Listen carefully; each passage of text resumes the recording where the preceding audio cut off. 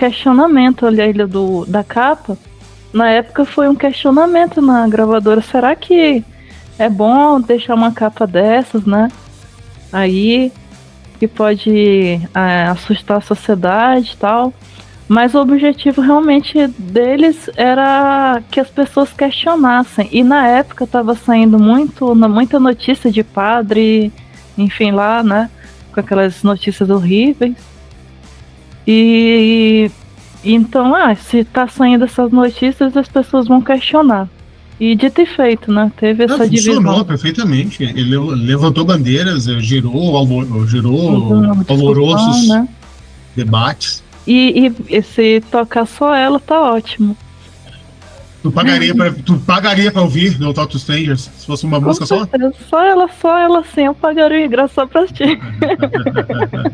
Risada! Como vocês viram aí, de início, Líbia Barros, minha amiga, minha parceira, está aqui comigo aí dividindo este papo de bar para falarmos do Holy Diver, 40 anos do clássico inestimável do Dio.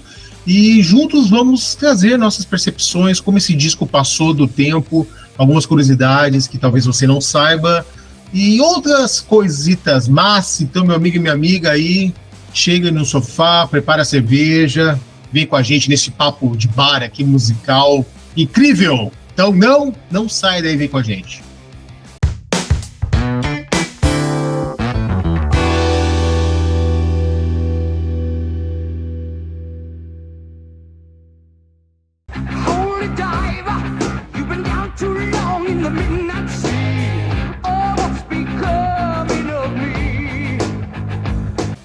Gurizada, sejam bem-vindos e bem-vindos aqui na Ponta da Agulha, comigo, Cássio Toledo, trazendo a vocês aí a boa música e a cultura. E hoje estou aqui pela primeira vez, muito feliz, com a presença da minha amiga Líbia Barros. Como é que tá, minha querida? Seja bem-vinda, tudo bom? Tudo ótimo, eu agradeço muito pelo convite. É uma honra estar aqui e sempre é um prazer falar sobre aquilo que nos faz tão bem, né? Que é o motivo desse canal, ou de vários canais que existem aqui no YouTube ou nas outras redes. E quantas amizades a gente faz também através de tudo isso, né? Nós estamos juntos e por isso aí, ó. Eu em Porto Alegre, você em Paraná. E aí, reunidos virtualmente, mas de peito aberto e para falarmos aí do que a gente mais gosta. Exatamente, é muito bom, é uma das coisas mais gratificantes que existe. Pô, certamente. E antes de começarmos, meus amigos e minhas amigas, inscreva-se no nosso canal, ativa o sininho, também inscreva-se no canal da Líbia. Líbia, rapidamente, conta um pouco do teu canal, antes falamos do Dio, um breve resumo aí pra galera que ainda não conhece o seu trabalho. Bom, eu tenho um canal Líbia Heavy. Hoje vamos falar sobre a banda Witslayer e esse lançamento de 2022. Como é uma banda de Chicago, vamos comentar sobre o cenário musical da cidade e como ela entrou no mapa do metal. Já tem pouco tempo, né? Não tem muito tempo, mas também antes já vinha colaborando com o site Consultoria do Rock. Tem alguns vídeos dos meus primeiros vídeos meus lá no Consultoria do Rock, também se quiserem dar uma olhada lá. E tudo começou por aí, né? Falar de música boa ou de bandas pouco comentadas. Volta e meia eu faço uma entrevista com alguma banda brasileira, algum artista brasileiro, né? E principalmente falando de histórias de discos que podem marcar na sua vida. Coisa boa. Tudo com muito sentimento. Sempre, né? Música sem sentimento é que nem um corpo sem alma, né? É o intacto, não existe. Meus amigos e minhas amigas, vou deixar aqui na descrição. Você tem a obrigação, inscreva-se no canal da Líbia Rave, melhor conteúdo do heavy metal, e eu e ela estamos preparando coisas incríveis em parceria juntos aí, entrevistas exclusivas aí que não vou falar de quem, pessoas muito incríveis vão passar aí pela gente, fiquem ligados. Mas para isso, para não perder nenhuma novidade, inscreva-se no canal, ative o sininho e também no canal da Lívia Reiki, beleza? Minha amiga, 28 de março, mais precisamente, fez 40 anos do Honey Diver, no primeiro disco solo da carreira do Dio. E parando para ouvir, e quando dei a ideia aí, te mandei o convite para a gente conversar, estamos aqui. Cara, a primeira coisa que me remete é como ele é um cara decidido aonde ele queria chegar, cara maduro, e ele trouxe na bagagem dele as duas grandes escolas que ajudou a compor, né? No caso o Rainbow, né, que fez os discos Rising e o Long Live Rock and Roll, e o Black Sabbath, né, que substituiu o Ozzy ali no final de 70 para início de 80, né, gravou os clássicos absolutos, Heaven and Hell e Marble Rose. Gravou o disco ao vivo também ali, o Live Evil. E aí depois, aquela coisa conflitante entre ele e o Tony Iommi, que também depois a gente pode citar alguns detalhes, algumas curiosidades também. E esse disco, quando eu ouço ele, eu gostei de ouvir de ti, cara, todas as faixas, sem exceção. Ele consegue incorporar todos os elementos ali, ó, da agressividade, da velocidade, tanto na época do Rainbow, e a coisa aquele peso cadenciado, como foi no Black Sabbath, especialmente no Heaven and Hell, e algumas coisas originais dele, né, que as letras de fantasia, embora tenha críticas sociais fortes, né, como a própria faixa título, o Honey Diver, unindo alguns elementos ali do metal fantasioso, como o Lobão brinca no metal espadinha, mas elementos de teclado, como o Rain in the Dark. Então é um disco que mostra de vez e comprovou a grandeza do Dio, que quando ele estava na banda ali, todo mundo olhava e, cara, esse cara vai ter carreira solo, era questão de tempo, e dito e feito, e logo que esse do Black Sabbath já engatou um disco solo e foi um clássico já travado aqui, uma falhada técnica, mas pode continuar ali, Liberto, tu estava falando ali que ele estava com uma cocriação ali dele, coisas que ele passou nas bandas antecessores ali, né? Isso, assim, eu tava pensando ali, sei lá, tava num momento assim de silêncio e pensei no nome Dio, né? Olha só, fiz até uma anotação aqui, né? D de disciplina, I de nosso ídolo, né? Sim. E O de orgulho, né? Ele tinha um orgulho muito grande de todas as participações, todas as composições que ele fez nas bandas anteriores, né? Ele realmente fez o certo em se valorizar como um artista. E sempre quando eu ouço o Holy Diver, dá para sentir que quando ele começou a gravar o disco, o álbum, ele já tinha um objetivo de reunir tudo que ele fez antes, né? Ele pegou ali as nuances do Rainbow, né, dele como compositor, a atmosfera do Black Sabbath, e quando a gente ouve o Holy Diver, a gente sente isso, mas ainda um patamar acima do que ele sempre quis fazer, porque aí ele estava com total independência, né?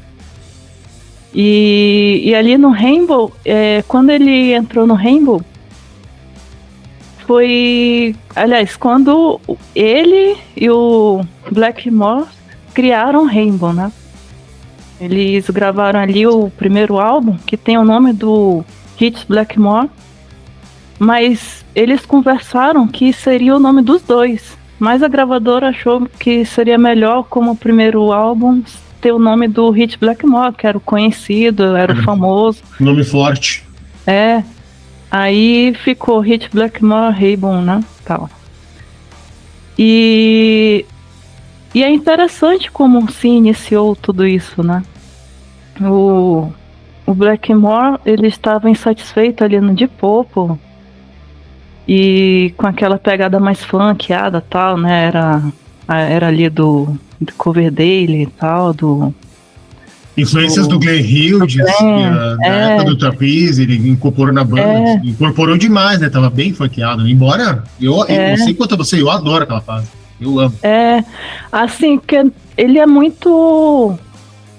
Ele é muito ligado às coisas clássicas, medievais, o Blackmore. Ele sempre teve mais essa pegada, né?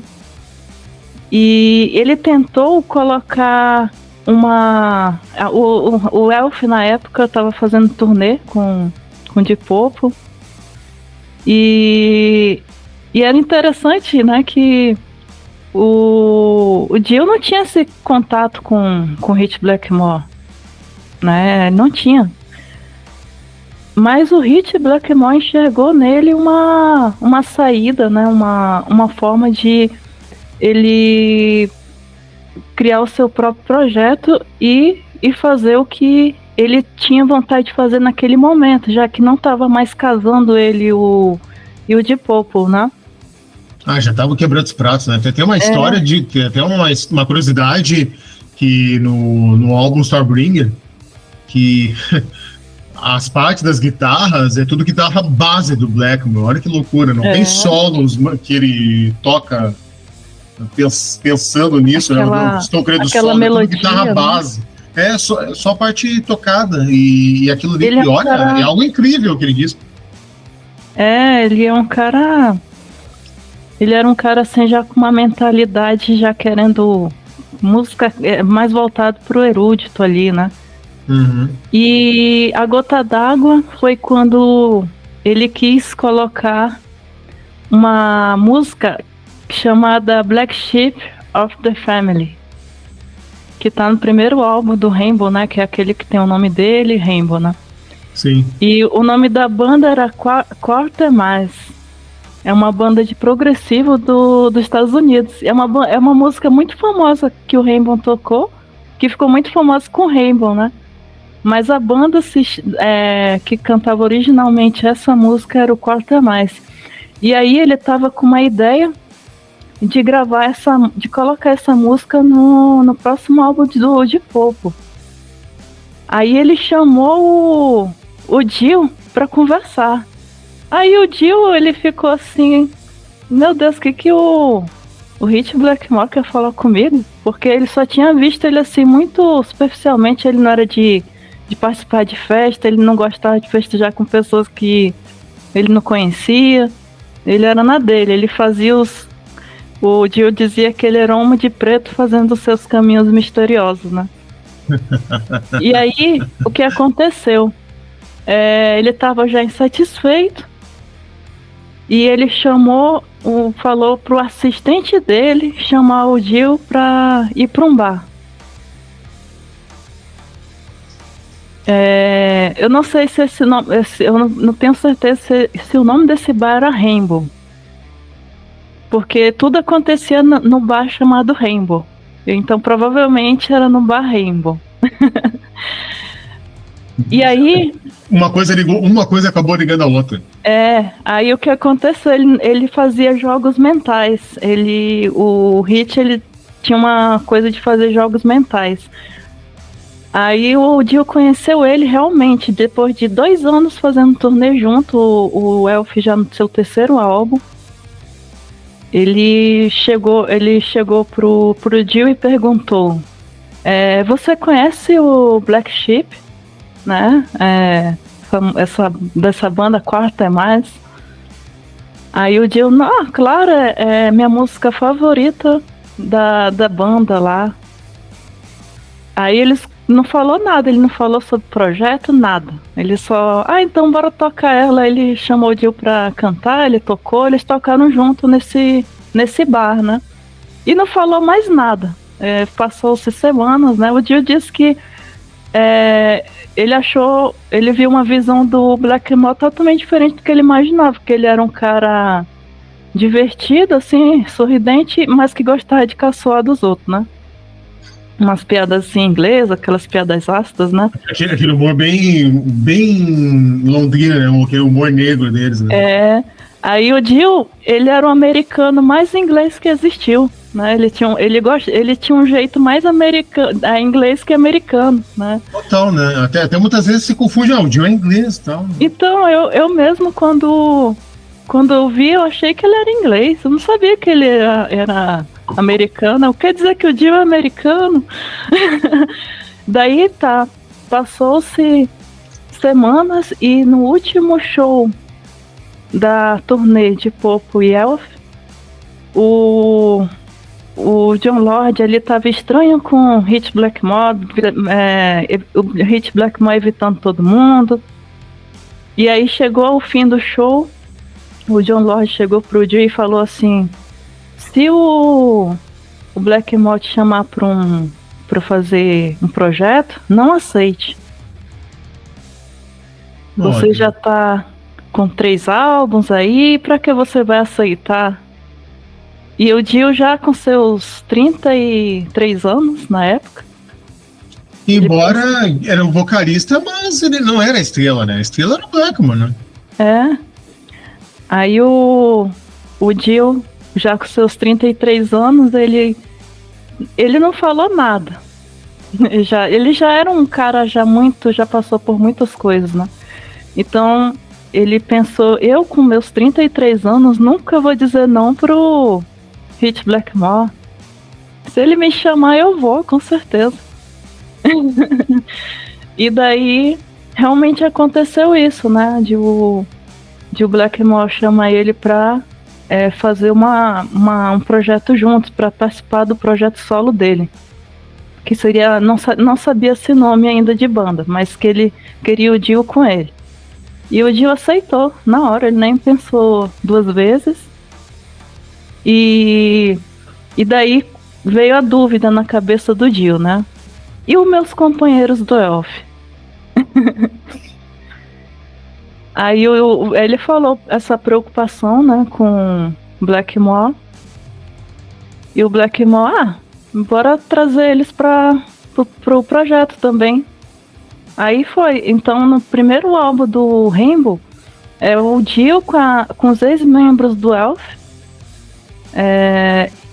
E então o combinado do Hit Blackmore era que o Dio ficasse com a composição e ele com as melodias, com a música, enfim.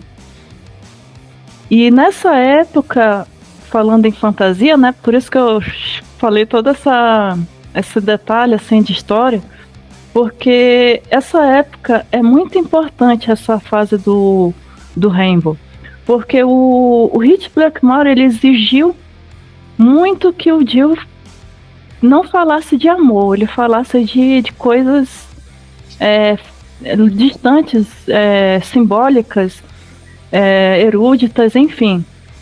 E o Dio, que era um grande leitor de ficção científica, de fantasia, ele voou alto com as composições. Então, nessa época, foi uma época de muito aprendizado pro Dio quanto a letrista. Ali ele aprendeu a escrever, né? Ele já tinha começado a fazer composições no Elf, né? Foi no Elf que ele disse que foi a porta de entrada dele como cantor. Sim. Ali ele soltou a voz, né? Ele já estavam com o visual mais sujo, todos barbudos e cabeludos, né? E ali foi quando ele começou a compor. Porque antes, nas bandas anteriores, tinha um membro que era responsável por todo o set ali, de covers, etc. E quando ele saiu, ele pegou essa responsabilidade junto com a banda, né? Ele sempre gostou de trabalhar em grupo. Ele sempre trabalhou muito bem em grupo. Ele sempre liderou bem, né? Enfim. Ao contrário do Blackmore, né? Aí tá. A história do Blackmore é engraçado, assim, ele... eu e mais eu, e o resto faço como quero. Isso, no Rainbow era porque o Blackmore queria daquele jeito. E ele era um cara que não gostava de gente, assim, né? Ele não gostava de gente alegre, barulhenta. Tem uma história engraçada que eu lembro que o Glenn Hughes contou que tava acho que aquele show do... Tem em DVD, é uma edição oficial, o California Jam, um festival clássico dos anos 70, e o Deep Purple foi o headliner, e fechou a noite.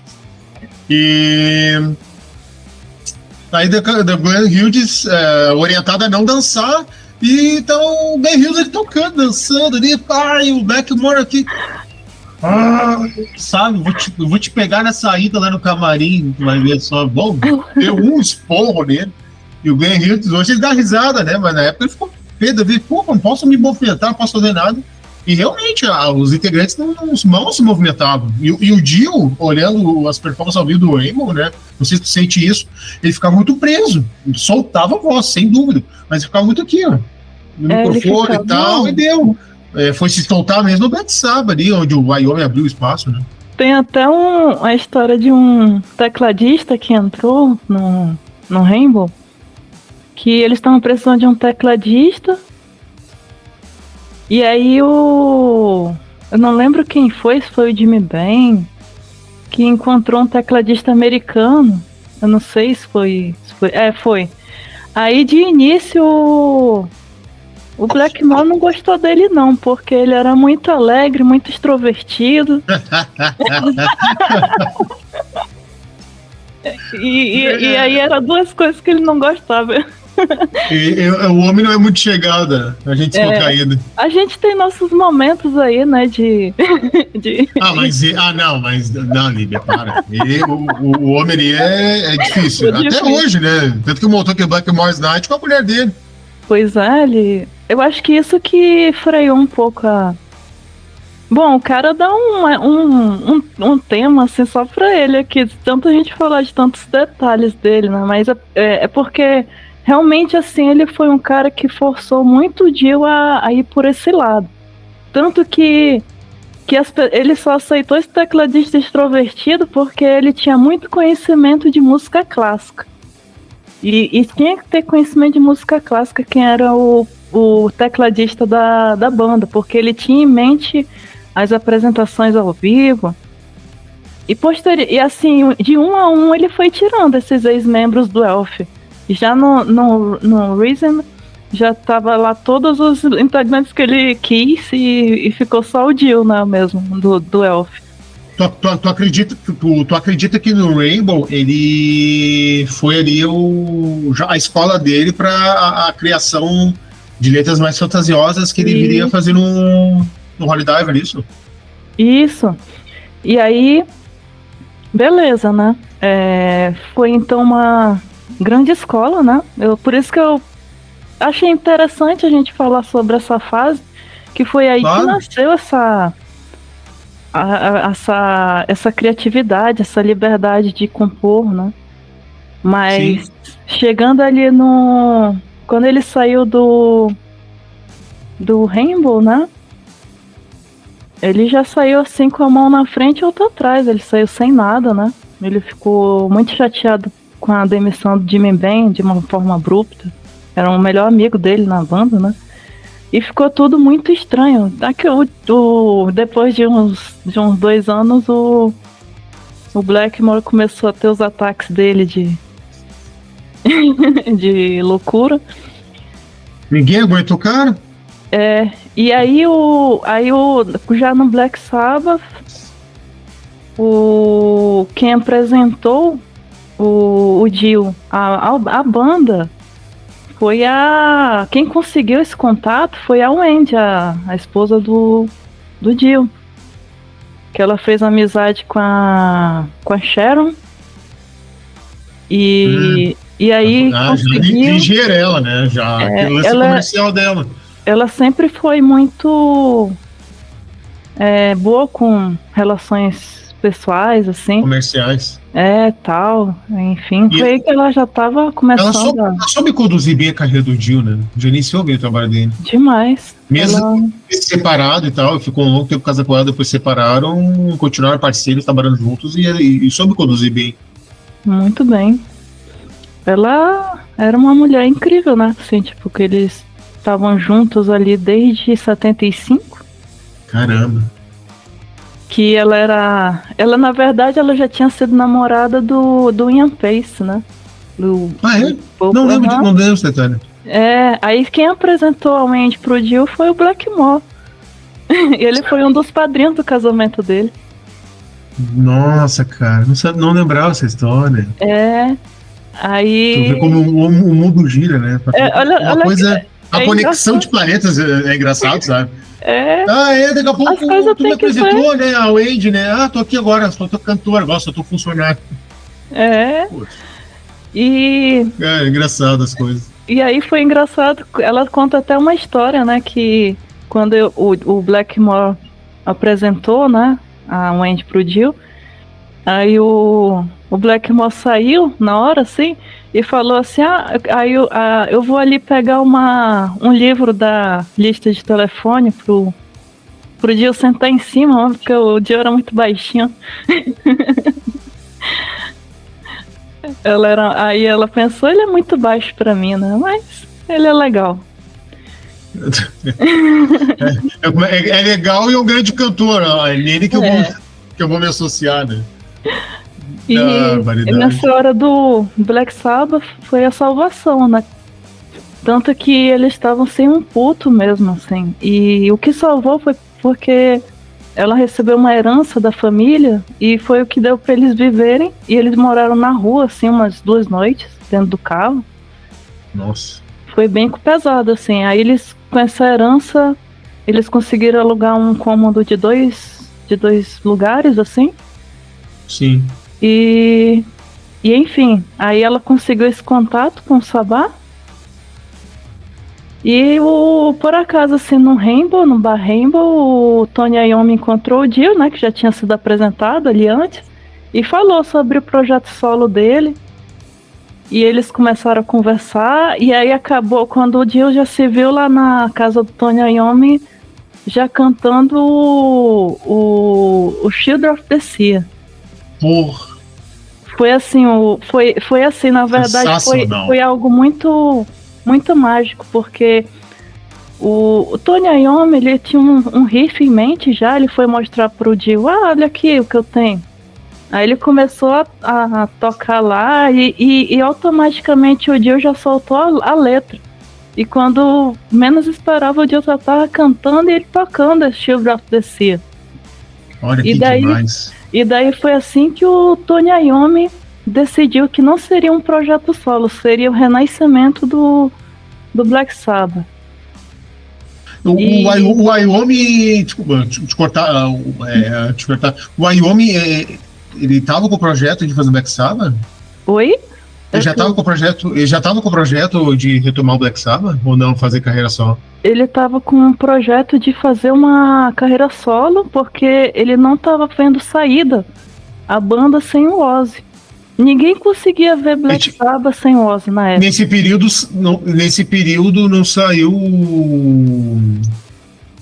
meu Deus, o Born Again do Ian Gillan? Foi Ian Gillan? Não, assim, foi em 1980, né? Eles conversaram em 79, 78 para 79 já. O Tony Iommi e o Jill. E aí, com toda a gravação e tal, o álbum foi lançado em 1980. E o Born Again foi já em 83. Tá, pode crer, tá. Porque logo que saiu o Jill ali, aí veio o Ian Gillan. Até no livro aqui, eu não me lembrava, é tanta coisa. Até fica uma dica pra galera. Esse livro aqui é sensacional. Muito bom. Muitas coisas do Jill tem aqui nesse livro. E aí o Tommy conta, né, que tava ele, o Ian Gillan, num bar, e os dois conversaram, o cara tá rolando ali e tal. Eu tô pra fazer reunião, eu já tava namorando pra fazer reunião com o Purple e aí, como é que é? Foi quase um projeto, né, do que propriamente ficar fixo no Black Sabbath, né? E o Iommi tava consciente disso e igual, fizeram esse disco, um descasso, né? Isso daí um outro vídeo fácil. Mas voltando então, no caso, Em 80 eles retomaram e fizeram o Heaven and Hell. É. O Heaven and Hell, ele foi já com a ideia bem diferente do Rainbow, né? O Rainbow era um pouco mais... Era mais assim, tipo, o Black Mort decidia tudo e o Dio só cantava e fazia as letras, né? A grosso modo, né? Literalmente era um pau mandado, né? Era sim, senhor, não senhor, né? Isso. Aí, mas ele aproveitou a oportunidade e ele mesmo fala que foi um aprendizado imenso, assim, né? Só que ele ganhava só $150 por semana. E já no Black Sabbath, ele já estava ganhando muito melhor, já ganhando ali $900 por semana. Já só com o contrato, já fechando o contrato, já estava ganhando. Então eles já começaram a se reerguer, né? Ele a Wendy. Então já... E o motivo da saída do Dio, eu não sei se tem no livro do Tony Iommi aí, que pelo menos assim, o que o Dio diz, né? Cada um diz uma versão, né? Assim, essas coisas assim a gente fala. Conta a versão do Dio, eu conto do Iommi, que eu me lembro aí. Vou contar a versão do Dio, que foi assim, né? Que na época lá da gravação daquele ao vivo e tal, ele teve o crédito lá só com Ronnie Dio. E era uma briga aí que o Tony Iommi disse que o Dio deixou o volume deles baixo e a voz dele alta e tal. Aí, mas só que o Dio acha, né, que foi porque num contrato que ele assinou, já estando num Black Sabbath, acho que travou a câmera. Não, tá tudo bem. Acho que travou. Aí, assim, no contrato que ele assinou lá com o Black Sabbath, né, o outro contrato que tinha, a gravadora oferecia um projeto solo para ele, se ele quisesse fazer. Mas isso não significava que ele queria sair da banda. Ele assinou o contrato, aceitou, né? Mas a ideia dele, na mente dele, era pegar fazer um projeto e chamar os ex-amigos dele ali, ex-companheiros de bandas, e fazer um projeto alternativo. Mas ele não tinha, assim, a intenção de sair da banda. Ele não tinha ambição? Não, ele não tinha intenção de sair. E aí foi que... Mas os caras já estavam tão assim... Eles não expulsavam a pessoa, eles deixavam a pessoa se sentir mal. E segundo o Dio, a pessoa se sentir mal e ele decidir que sair sozinho. E foi o que ele fez, né? Ele viu que não estava mais no clima e saiu. Foi isso. Essa é a versão do Dio. E aí... como ele já estava melhorzinho, já tinha a casa dele. Já estava mais estruturado, né? Aí deu para ele arriscar. Uma coisa assim que pode-se dizer que essa história pode ser verdade é que ele fala que o Holy Dive, a música Holy Dive e Don't Talk Strangers eram duas músicas que ele já estava fazendo pro Black Sabbath, o próximo álbum do Black Sabbath. Tanto que já ali no início o Vinny Appice, que foi junto com o Dio, saiu também em seguida, né? Já se jogando no projeto do Dio. A primeira execução dessas músicas foram com o Dio cantando e tocando baixo e o Vinny Appice na bateria lá na casa do Dio em Tarzânia. Era uma casa chamada Tarzânia. Era Tarzânia, ele colocou o nome da casa de Tarzânia por causa que o escritor do Tarzan escreveu o livro lá. Olha só como são as coisas. Por isso que ele colocou o nome da casa dele Tarzânia. Então ele disse que a primeira execução dessas músicas, Holy Diver Não assim, é tipo um esqueleto, a ideia do que seria a música, né? Claro que depois se desenvolveu, tudo mais, mas ela já existia antes de projeto, de o nome Dio, a banda Dio existir. Nem tinha assim, ainda decidido com capa, Dio, o nome, ainda era algo a se fazer, colocar o nome da banda, né? Então o que a Wendy e o Dio fizeram? Eles hipotecaram a casa deles e se jogaram de cabeça para lançar um álbum que possa competir, que podia competir com Heaven the Hell e os álbuns do Rainbow, né? Coisas que ele criou no passado. E uma atitude ousada, né? Foi? Foi uma atitude ousada dos dois. Isso, foi algo arriscado, foi um risco que eles assumiram totalmente, assim, foi uma coisa assim, tipo, nós vamos fazer e vai dar certo. E acabou que no final deu certo, né? Muito certo, nossa. Foi... E o Wyoming, a versão dele é que é justamente o Dio tava. O perfil dele, né? Tinha uma personalidade forte de colocar suas ideias e lutar dentro delas. Porque o Wyoming, diferente do Blackmore, foi um cara muito mais coletivo, deu espaço. Ele foi. O Dio, ele realmente fala que já desde o início o combinado deles era que todos poderiam ser livres para dar ideias. Mas só que nessa época mesmo realmente casa com a história que o Dio mesmo contou. Acho que realmente está casando essa história, assim, né? Total. Porque dando toda a liga, principalmente o pessoal que está assistindo de casa, a entender a concepção do Dio, o Holy Diver.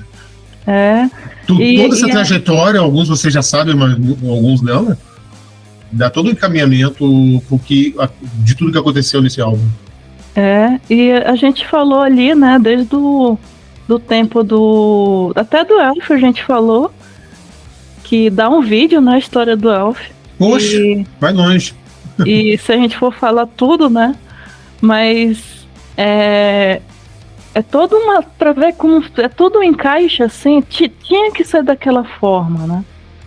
E a gente pensa, né? Porque o Dio, ele tem tipo a idade dos caras do Deep Purple, ele tem a idade dos caras do Black Sabbath, ele tem a idade do Blackmore, enfim. Eles eram todos assim na mesma faixa etária. Se o Dio tivesse vivo, ele estaria assim com a idade do Tony Iommi, né? Aí a gente se pergunta por que o Dio ele não explodiu antes, né? Ali, porque tinha que ser assim, né? Ele tinha que passar ele tinha que fazer ele tinha que reviver o Black Sabbath, ele tinha que fazer álbuns no Rainbow.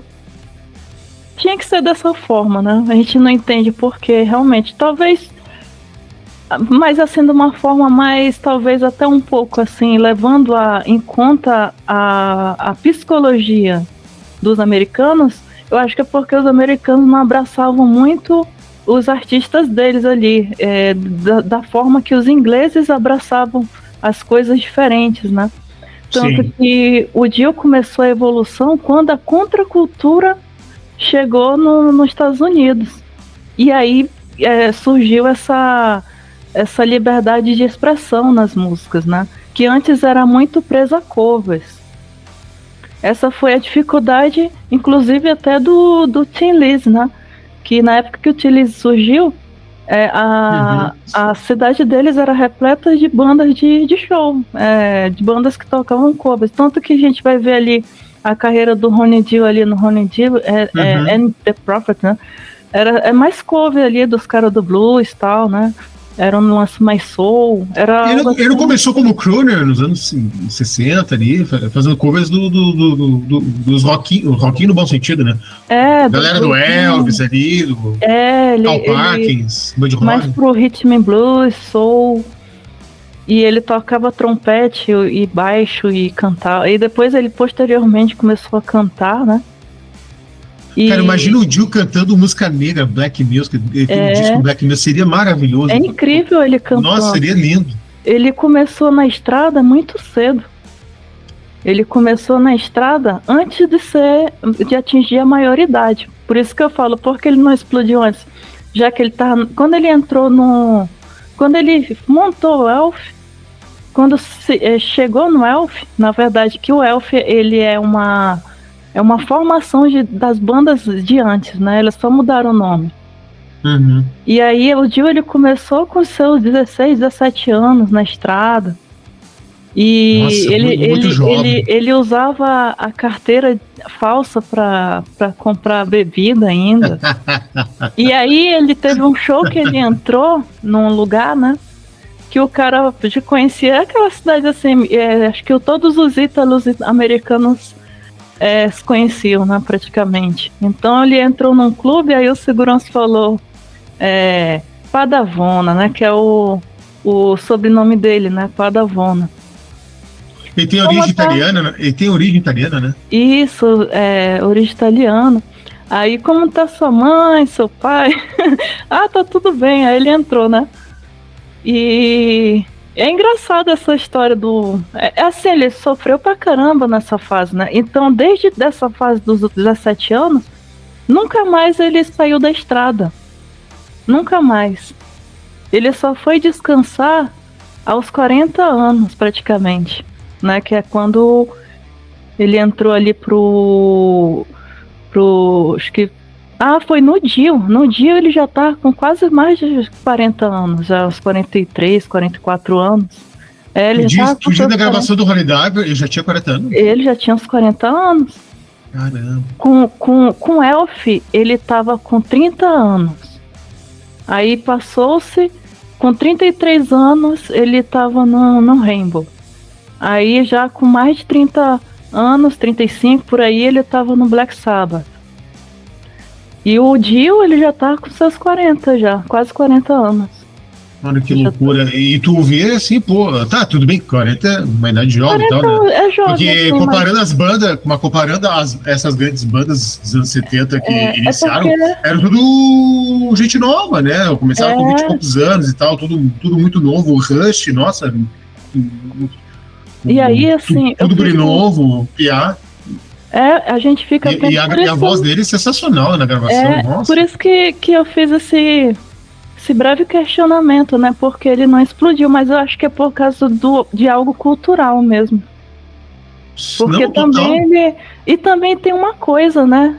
Pensando assim também, ele ficou muito à mercê dos covers por 10 anos. 10 anos de covers. E naquele tempo, um ano era uma vida. Naquele tempo, um ano era... muita coisa acontecia em um ano, né? Sim. Então, é interessante. Mas, que se a gente for ver, o Dio, ele ali na banda Ronnie Dio, The Prophets, depois mudou pra Electric Elvis. The Electric Elvis. Foi a última, mudou várias vezes. Aí... Cara, o Dio cantando Elvis, cara. Ele cantava... Nossa, é incrível, assim. Eu fui até ouvir esses dias, nossa, é muito legal. E aí, nessa fase do Electric Elvis, foi não sei se tu leu já em algum lugar, sobre o acidente muito fatal que aconteceu na fase do The Electric Elvis. Não. Não. Então, conta pra gente ali. Eu vou contar, que é uma coisa que tem tudo a ver com esse lance da perseverança dele. Que foi um acontecimento que definiu o que ele era, como um profissional, como pessoa, como uma pessoa que corre atrás dos seus sonhos. Uhum. Para contar um pouquinho essa história, eu acho que vale a pena voltar para os tempos de colégio dele. Eu vou resumir aqui na minha mente aqui. No tempo da escola, aliás, quando ele era criança, vou fazer uma linha temporal aqui. Quando ele tinha 6 anos, ele era louco por beisebol. Ele queria ser jogador de beisebol, ele não queria ser músico. Aí Olha, cara. o pai dele. Eu fiquei pensando, né? Caramba, o Dio tão baixinho vai ser jogador. Porque os caras de beisebol são bem altos. Não sei como é que é os caras de beisebol. Iria apanhar direto. É, porque os caras de beisebol são gigantes. Eu acho. Eu acho que o pai dele olhou assim, olha, ele não falou isso pro Dio, porque daí afetaria a autoconfiança dele. Mas sei lá, eu vendo assim, eu acho que os pais dele pensaram, nosso filho vai ser baixinho. Bora ver o que ele pode fazer, né? Outra coisa que ele pode fazer. Mas com 6 anos o Dio já era muito disciplinado. Ele tava com a luva na mão, todo fardadinho já para ir pro jogo de beisebol. Ele jogava beisebol. Ele nunca deixou de amar o beisebol, né? E assim, o pai dele falou, meu filho, qual instrumento você quer aprender para se tornar um homem completo? Aí ele olhou assim, nenhum. Nenhum instrumento. Porque ele não tinha interesse nenhum por música. Zero. Aí a mãe dele ali, né, o nome da mãe dele era Ana Padavona. A mãe dele falou assim, então eu vou ligar aqui o rádio para ver se tá tocando alguma coisa e você se atrai por alguma coisa. Aí quando ela ligou o rádio da cozinha, tava tocando um músico chamado Henry, eu esqueci o sobrenome. Henry. É um trompetista famoso na época lá, né? Aí o Dio falou, ouviu aquele som do trompete dourado do cara lá. Aí ele falou assim, bem debochado pro pai dele, isso daí. Assim, bem debochado, sem vontade nenhuma. Falou só pra encerrar o assunto, isso aí. E agora, engraçado como são as coisas, né? Agora eu quero ir pro meu jogo de beisebol. Aí o pai dele pegou ele e em vez de levar pro jogo de beisebol, ele levou pra uma loja de instrumentos. E aí no caminho tava tocando ainda esse dito Henry, não sei de que era trompetista lá. Aí ele pensou, e eu estava já odiando aquele cara, odiando tudo aquilo, né? Eu queria ir pro meu jogo de beisebol. Aí chegou lá na loja... Ele tira o chapéu pros pais dele, né, cara? Porque, né, sei que ele desanimar, mas dá um outro caminho. Imagina se mas ver como as coisas da infância são determinantes demais para moldar o teu futuro e a tua mente, né? O teu caráter, o teu ser. Isso é muito A visão deles moldaram a cabeça dele, né? Isso acho que ensina muito, eu acho. Essa forma que os pais deles lidaram com isso, o pai dele, a mãe, enfim, em vez de deixar o filho ali se ferrar, talvez, vendo que obviamente não daria certo, de certa forma eles teriam uma visão ali que não... Em vez de falar, você não vai servir para isso, tal, faz outra coisa. Não denigriu ele de nenhuma forma, né? Então ele não afetou aquela segurança que ele tinha, né? E Sim. Aí ele chegou nessa loja, ele amou a loja de instrumentos, ele ficou impressionado, ele falou assim, eu fiquei estranhamente impressionado com a loja, porque eu não estava querendo fazer aquilo, mas eu fiquei impressionado com a loja. Aí ele pegou lá o trompetinho, né? E o dono da loja, acho que era 3 italianos também, 3 irmãos, aí eles fizeram o teste lá do sopro, da boca, aí beleza, ele sopra bem, já com 6 anos já tem uma potência assim, com 6 anos. E aí, nunca mais ele foi para jogo de beisebol, mesmo sem querer, mesmo odiando. As crianças brincavam, ele treinava 4 horas de trompete, todos os dias. Nossa. O som do trompete dele se misturava à risada das crianças brincando lá fora. E aí, quanto mais... Aí o pai dele ali guiando ele, né? Que o treino era o treino era... Quanto mais treinasse, melhor ficaria. E com o tempo ele foi realmente melhorando. E a autoconfiança dele também. Ele foi desfrutando daquele talento, da autoconfiança que ele adquiriu com o trompete, porque ele começou a ganhar concursos. Ele sempre foi a criança mais baixinha, mas que ele até brincava, né? Eu era o brinquedo, não o trompete. Eu que era parecia um brinquedo. Mas que quando tocava o trompete, todos se impressionavam. Aí ele começou a ser chamado para bandas. Aí chegando na escola, né? Que eu queria falar dessa parte da escola dele, né? Do ensino médio ali, perto do ensino médio. Acho que todos nós que gostamos de música, de rock, é uma fase muito definidora de gostos. Na escola ali que eu comecei a ter minha tribo ali do rock. Eu acho que a maioria de nós, assim, fomos fazendo amizades assim na escola. De curtir, de trocar CD, de trocar música tal, de falar de bandas. E o Dio, ele teve essa troca também já no ensino médio, que ele conheceu um cara chamado Nick, que era um guitarrista, acho que talvez o primeiro guitarrista que ele falou, ou teve amizade. O Nick.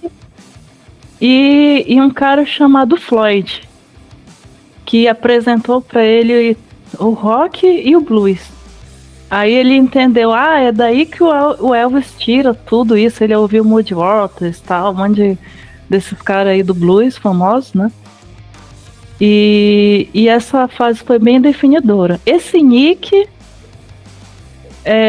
foi o cara que falou que eles tinham que montar uma banda. Eles tinham que ter uma banda. Foi aí que começou o sonho dele de ir pra estrada. Eles formaram a banda, o Nick e o Dio, né? Que foi muito novo, credo. Na escola. Aí ele terminou a escola e largou a faculdade, os estudos da faculdade, para seguir a estrada. O Nick, ele foi sempre o companheiro de banda dele, desde a escola. E depois eu falo desse Floyd aí em algum momento ali da história do Floyd aí. Depois a gente fala da história do Floyd. Que é bem interessante essa história do Floyd também. É bem importante também. Muito. Mas assim, agora falando do Nick, assim, né? Só falando essa história que ele foi definidor, assim, da questão de seguir em frente, porque ali no The Electric Elvis, o Nick era o guitarrista e estava dirigindo. Era o único que não estava bebendo. Eles estavam voltando de uma turnê, né? E veio um carro contramão e eles desviaram e o carro seguiu e bateu de frente. E nessa hora o Nick morreu. O Dio olhou pro Nick ali, já pegou, tá morto no volante, né? Esmagado pelo volante. O Dio, ele perdeu uma parte do couro cabeludo dele. Enfim, todos se acidentaram, menos o baterista. Todos ficaram bem feridos. E aí essa parte foi bem quando o Dio falou que seria a última vez que ele iria pra estrada. Ele não iria mais pra fazer show, ele ia fazer outra coisa. Olha a sobrevivência disso, né, cara? Que loucura. Imagine cara novinho ali, né? Com seus 20 anos, talvez. 21 anos ele... poderia ter sido uma tragédia ainda maior, né? Que nem foi o Lynyrd Skynyrd, morreu praticamente a maioria ali, só sobreviveu um ali. Poxa, cara. E o Nick... Mas voltando... Começou o sonho, né? O Nick foi que começou o sonho com ele. E aquilo feriu muito ele. Quando ele soube da morte ali no hospital, né, mesmo, ele chorou até dormir, assim. Ele já tá encerrada ali a carreira de músico pra ele, né? Sim. Então, cara, eu acho que diz muito sobre o lance de ele não desistir. E algumas coisas acrescentam outras, e sem essas talvez não teria moldado como moldou, né? E aqui no novo disco mostra um grande exemplo disso. Sem tirar o mérito, obviamente, sem diminuir, sem demérito ao Dio, mas foram fundamentais a banda de apoio ali, que foi o Jimmy Ben, o baixista, né, que, como tu descreveu muito bem ali, estava contando as histórias ali, né, foi parceiro do Rainbow, o Vinny Appice, que né, se tornou um grande parceiro dele por muitos anos, e essa grande descoberta aí, esse monstrinho chamado Vivian Campbell, né, que o cara simplesmente detonou, né, trouxe essa guitarra fervorosa, raivosa, agressiva no disco, né, que seguiu esse nos outros 2 álbuns de estúdio. Depois ele foi demitido pelo Dio ali, que cada um tem uma versão, né. O Dio disse que foi por causa de grana, o Campbell não foi bem assim, ficaram brigados por anos, e o Dio faleceu e não se falaram, né. Mas vamos fazer uma faixa-faixa? Vamos fazer junto? Te convido aqui a fazer. A primeira faixa aqui do álbum, trazendo aqui, cadê aqui?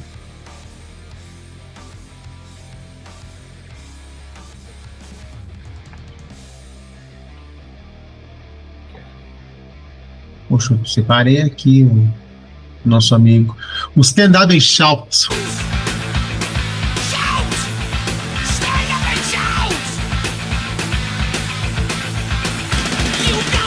Faixa dessa primeira faixa aí? A primeira faixa é aquela que já começa apresentando o Vivian Campbell, né? É interessante esse álbum. Ela começa com uma faixa mais energética. E ela é assim ela assim, tipo o grito que o Dio queria dar, assim, a apresentação de energia total, né? E essa é uma das minhas favoritas. Eu acho uma ótima. Eu achei uma ótima faixa de abertura. Foi uma ótima escolha. Olha, eu vejo ela como uma das melhores faixas de abertura, assim, do heavy metal de todos os tempos, né? Porque é um riff marcante, é rápida, agressiva, e o Dio cantando acima do teto ali. E não é um agudo de erudito, que mais tarde viria a se consagrar no Halloween, essa galera do metal melódico, né? A partir da metade dos anos 80 ali, mas ele é uma voz aguda, poderosa, né? E como tu falou, foi soltar as vozes do Dio, certamente. E esse riff foi composto pelo Jimmy Ben. Foi ele que fez a composição do riff. Aquela pegada introdutória? É um riff dele. Do Jimmy Ben, aí que a banda foi incorporando ali da melhor forma, né? Sensacional, cara. Que cada músico tinha o direito de chegar com a sua parte, não importa como. O Dio era bem coletivo também nesse ponto, ele né? Dava com os amigos, né? E se tu for ver o show deles ao vivo, o show dele ao vivo, toda a carreira, não era aquela banda de apoio no fundão lá, escondido, e ele no palco, né? Ele brilhava no palco e a banda também brilhava, né? Tava ele do lado, né? Ele se comportava como banda, né? Inclusive, não como banda de apoio. ele achava, né? E que a relação do guitarrista e do vocalista no palco era muito importante. E é interessante, o cara apresentando totalmente um cara, acho que o Vivian Campbell tinha 20 anos nessa época. 20 anos, né? Nossa, muito jovem. O Vivian Campbell, eu não sei se tu já escutou, a galera de casa, é a banda dele anterior a Sweet Savage, que Metallica regravou também algumas canções. Isso, Sweet Savage, é isso mesmo. Regravou o Killing Time, se não me falha a memória, vocês podem me corrigir depois aí nos comentários, mas a faixa o Killing All tem uma faixa ali do Sweet Savage, e a sonoridade do Sweet Savage tem muito ali embutido no som guitarrístico dele. Isso. Do Holiday. Demais. Pô, e bandaça também, cara. Inclusive, o Vivian Campbell disse que o riff, apesar do Jimmy Ben ter composto ela, né, esse riff, como você disse, era muito parecido ali com o Sweet Savage, E ele disse que esse riff lembrava uma composição dele na banda também. Na banda anterior. Entre nós dois, o pessoal de casa também, né? Naquela época ninguém dava bola, né? Mas hoje em dia a gente dá muita bola. Eles pegavam, né, emprestado sem aviso prévio a banda. Alguns riffs ali, algum plágiozinho daqui, outro ali. Hoje em dia, agora com a internet, as tecnologias, o que tá vindo de plágio é um negócio absurdo, né? E eles pegaram isso, emprestados ali do Sweet Savage, certamente. Mas, cara, canção emblemática ali, sem dúvida alguma, é uma faixa de abertura poderosíssima. E depois vem seguir o clássico inestimável da carreira do Dio, que depois disso foi uma música indispensável em qualquer setlist de suas apresentações, o Holy Diver.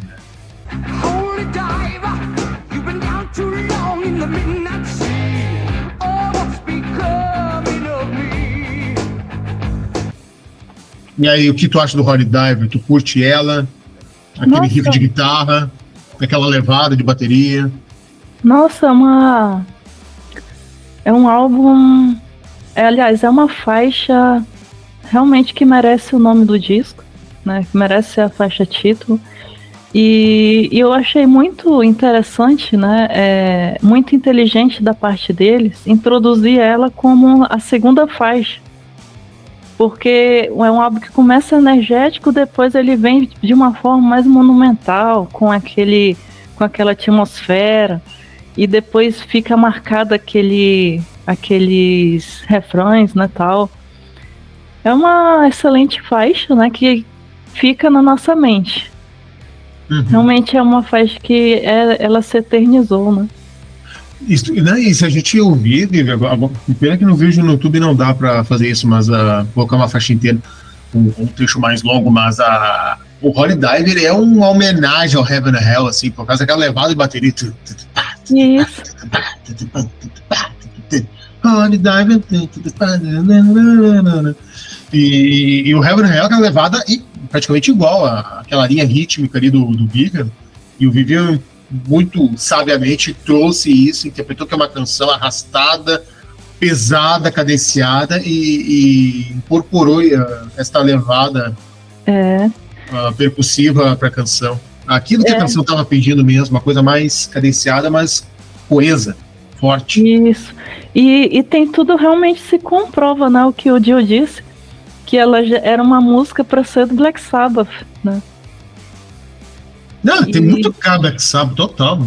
E aí outra curiosidade, assim, em volta disso tudo, né, que você comentou sobre o Vivio Campbell, que ele trouxe muito do Black Sabbath nessa faixa, é porque o Vivio Campbell, ele não conhecia a fase Ozzy. Ele conheceu o Black Sabbath quando o Dio gravou o Heaven and Hell. Ele era fã da fase do Dio. Ele conheceu ali, que ele ouviu falar da banda. Ele realmente foi ouvir a banda. Apesar de que o Black Sabbath com Ozzy, todo mundo era tipo a referência de todos. Mas o Vivio Campbell, ele falava, e deve falar até hoje, que foi o álbum que ele conheceu realmente, foi atrás de conhecer o Black Sabbath. Isso realmente ele fala até hoje, né? Tem uma entrevista dele já com seus 60 anos falando isso. Inclusive o Vivio Campbell, Vini Appice vem pro Brasil, viu? Vai tocar com o Nando Fernandes, o Eduardo Danui, o outro baixista. Ai, me fugiu o nome dele agora. Vou ficar devendo. Showzaço imperdível. Passar pro São Paulo e Curitiba, viu? Vai passar na tua terra, hein? Na capital. Poxa. É tanto show. Dá uma fugida aí, Lívia. É muito show, cara. Olha, haja grana, né?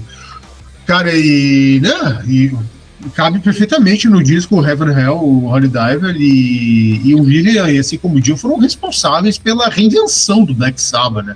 Os caras se reinventaram sonoramente, sem deixar a essência da banda, mas trouxeram outras levadas, outros estilos, letras também para a banda, e foi o que foi o disco que se tornou, né? E o que a gente sabe, né? Um clássico inestimável.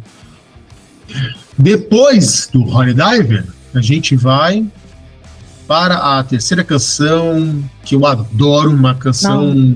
Ele tem um lado mais rock and roll, não sei se tu sente isso, assim, é o Gypsy.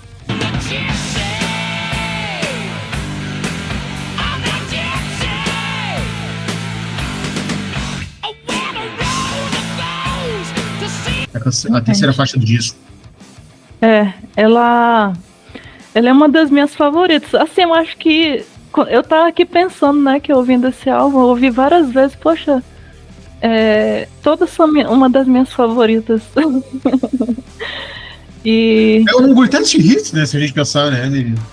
Todas são uma das favoritas, né? Parece um The Best. Total. E o que eu gosto muito nessa faixa é que o Dio, ele canta com aquela voz raivosa dele, sabe? Ele deixa mais raivoso. E a cozinha desse álbum é perfeita. É incrível a combinação do baixo ali com a bateria. É incrível. É uma das minhas favoritas, realmente. O mérito dos caras, óbvio, né? São músicos de apoio, né?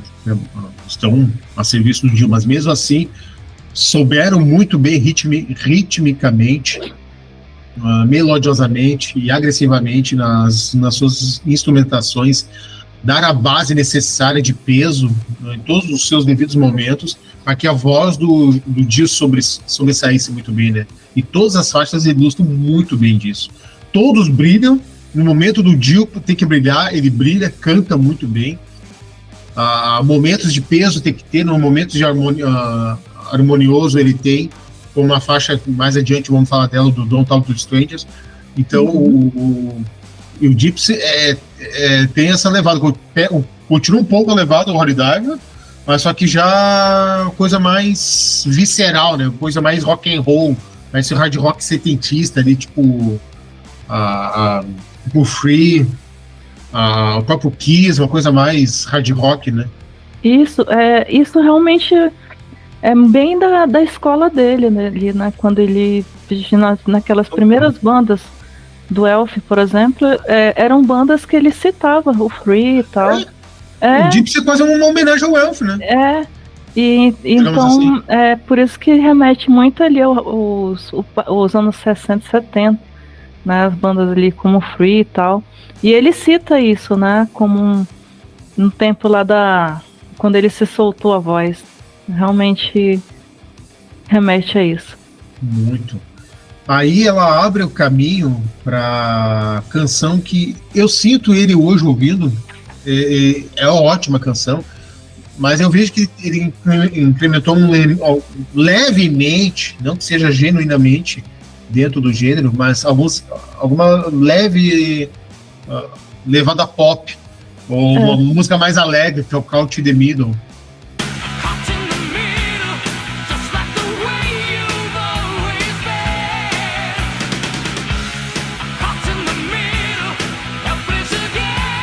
O que tu sente dela? Não sei se sente uma canção alegre, embora a canção é ótima também. Isso, aqui ele quis realmente transbordar sentimento, né? Ela transborda um sentimento muito grande. E eu acho que traduz muito o estado de espírito dele, da banda. Foi um álbum muito divertido de gravar. A banda tava se divertindo, tava muito entrosada, aquela empolgação, né? E essa realmente, ela transborda sentimento. Eu mesmo, quando ouço ela, eu chego a sentir uma emoção. Tu não sente isso também? Sinto. Ela tem uma coisa assim que vai lá no nosso coração. E... Enfim, quase derrubei o computador. Não, e quando eu digo uma levada pop, não do ponto negativo, ao contrário, ponto positivo. Porque o disco também foi pensado, obviamente, né? Enfim, né? Tocar para os grandes públicos, alcançar mais pessoas, etc. E soube dosar isso, né? Colocar levemente alguns elementos radiofônicos, mas sem deixar de lado a técnica, o peso, o lado cadenciado, o rítmico, característico ali, que incorporou com a sua sonoridade. E essa canção que de fato foi feita tipo para tocar em arenas, né? Com um refrão forte, marcante, e não à toa, é umas canções aí preferidas aí do disco aí da maioria da galera. Assim como nós dois aqui, a gente se inclui nesse time aí, uma canção maravilhosa. E eu acho que assim, só falando assim de sentimento e tal, né? Assim, lance de traduzir o que eles estavam sentindo na hora também, né? Essa coisa mais alegre, mais tal. É porque foi uma das músicas gravadas, aliás, compostas durante a gravação, né? Todas as 7 músicas, além da Holy Diver e da Don't Talk Strangers, né? As outras foram todas compostas em um mês nessa gravação do álbum. Muito rápido, nossa. E aí tem relatos que eu acho que essa é uma das músicas que foram feitas em 10 minutos. Uma jam session praticamente. Foi assim, um chegava lá com um pedaço, o Dio entrar com as melodias vocais, acabou, está pronto. Era 10 minutos para fazer uma música. Um riff meio hard rock, assim, parece um pouco esse CD. Aí entra lendo. Eu adoro. Aí já entra o heavy metal técnico, aí varia os riffs ali, incríveis. Uhum. Don't Talk to Strangers, Líbia. Don't Talk to Strangers.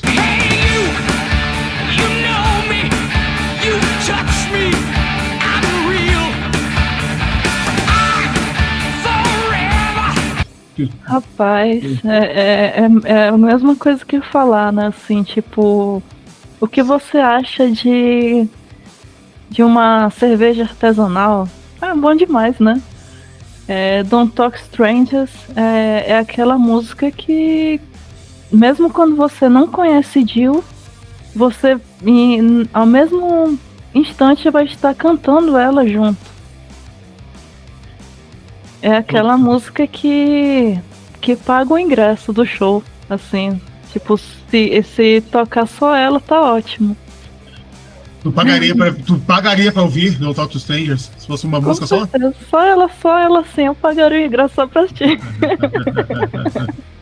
Don't Talk Strangers. E sabe o que é interessante nessa faixa? Ela me lembra um pouco, pra tu ver, todo o nosso papo e todas as histórias incríveis que você trouxe pra gente, que compartilhou, e as percepções aqui nossas, tudo isso integra e compõe o disco e dá sentido e o maior entendimento porque ele se tornou o que é, né? Ele lembra muito o Temple of the King, que é uma faixa lá do Rainbow, que é uma canção com dedilhado, uma canção calma, e esse dedilhado tu lembra do Don't Talk to Strangers. Don't Talk to Strangers. Aí ele incorpora, aí eu vejo que é uma característica dele e leva isso para as outras canções ali que irá vir daqui a pouco, e aí entra com uma porrada, uma guitarrada maravilhosa ali, um heavy metal. Hey you, né? Muito louca. Ele com aquela raiva, hey you. É bem. Eu não vou cantar aqui que minha vozinha. Mas... papo de bar, tá tudo valendo. Você não vinha assim, cerveja aqui, compartilhar essas histórias aqui. Não dá, por exemplo, de você. Eu vou fazer o almoço e ouvir Don't Talk Stranger. Não dá, você não consegue fazer nada, você vai só ouvir essa música.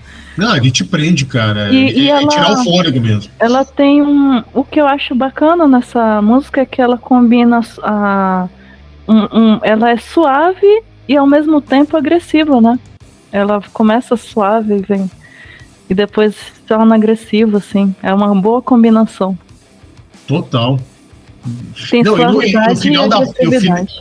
E pra mim, você tem o melhor solo de guitarra nesse disco, embora todos os solos muito bem trabalhados pelo Campbell. O cara manda ver mesmo. Mas pra mim é um solo muito marcante do Don't Talk Strangers, mistura de distorção aí, velocidade. No final da faixa ali, o Dio manda cantarolar ali, magistral, num tom muito alto e quase que casando junto com a guitarra. Cara, É um trabalho magnífico de toda a banda e do Paco Dio. Demais, assim, é épico isso. Depois do Don't Talk dos Strangers, aí vem a segunda parte do disco, no caso, o lado B, né, no vinil. A segunda metade com Straight Through the Heart.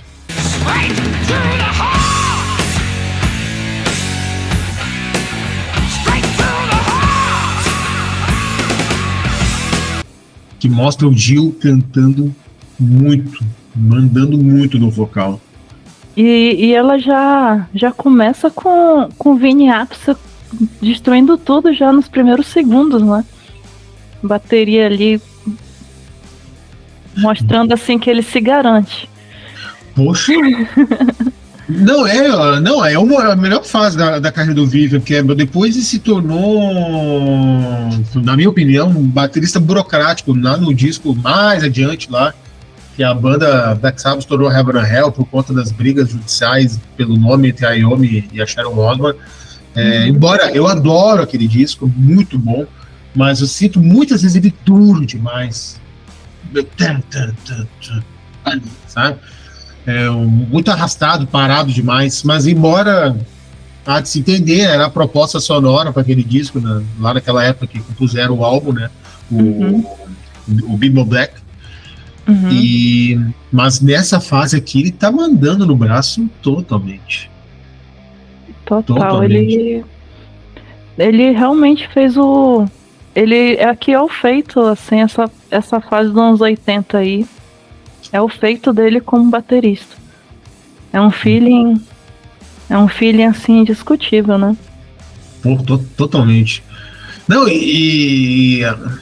cara, uma coisa que eu acho que se perdeu um pouco assim nas bandas, a essência de banda mesmo, de estúdio, horas de estúdio, aquela química acontecendo, aquela chama percorrendo entre os músicos, olhar para o cara do outro, aquela mágica acontecendo. Se percebe claramente aqui em todas as faixas, a inspiração deles estavam à flor da pele, totalmente. Depois vem a faixa Invisible.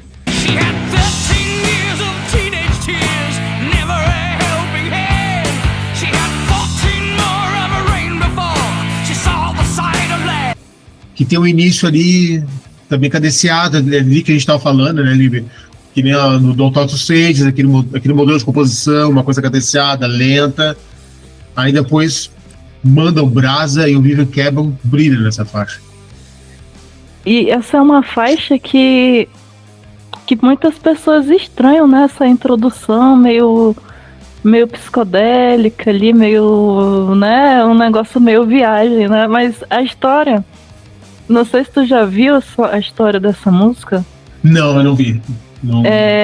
Não lembro. O que aconteceu foi que um dos técnicos de som, eles, na época, né? Eles estavam ali tomando ali as maconhazinhas ali eles era naquele tempo ali era droga que eles usavam, né? Ali. E o técnico de som foi lá e colocou a fita ao contrário. Ele colocou a fita tocando ao contrário e aí eles começaram a rir desse fato, né? Desse solo que eles tinham. É um solo que eles tinham guardado e não sabia o que fazer com ele. Aí o técnico de som, na brincadeira, colocou ali ao contrário e eles acharam uma graça aquilo. Eles riram. Aí depois pensaram, peraí, isso daí parece interessante. Aí que saiu a ideia dessa introdução meio estranha, é o riff ao contrário. É mesmo? Não sabia? Que demais. O riff ao contrário e depois eles tocam ela como ela é. Não, me lembrou até um pouco, sabe qual? 10 minutos, 10 minutos de composição. Outra composição, assim, na cara dura de Ancestral total, né? Foi essa daí, na vibe aí, no estúdio nasceu também. Não, ele lembrou um pouco até o Love Hurts, que é aquela balada do Nazareth. Que é uma introdução de guitarra meio psicodélica, uma timbragem diferente. Isso. Tem gente que não gosta, né? Mas eu achei legal. Não sei se é porque eu gosto dessas coisas dos anos 70 e tal. Eu achei Poxa. massa. Eu achei. Eu amo Nazaré. Nossa, a fase setentista ali é maravilhosa. Nossa, ali é um. Só em falar Nazaré já tem algo assim acontecendo, uma mágica, né? Poxa, totalmente. E daí a sedução do Invisible, coisas, né? Olhando, prestando atenção. Cara, lembrou Love Hurts. Aquela tradução ali. Pô, faixa maravilhosa ali, cara. Pô, e que legal essa história, cara. Pra tu ver como as coisas assim, tão desconcertantes geram resultados incríveis, né? E quase chegando no fim, minha amiga, e os meus amigos e minhas amigas aí de casa, Rainbow in the Dark.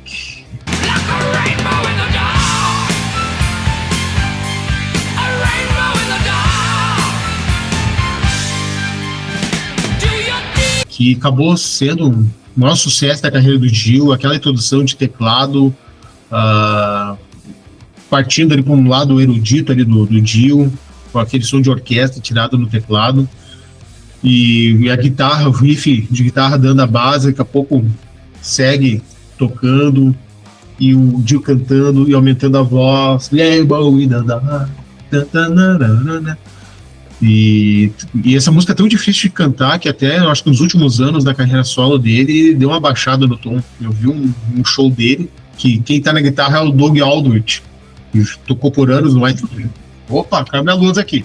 Calma. Que por anos tocou com White Snake, e ali eu prestando atenção, né, no DVD, o Dio deu uma baixada no tom legal, assim. Esse aqui, ó, né? Esse DVD aqui, ó. É um pecado.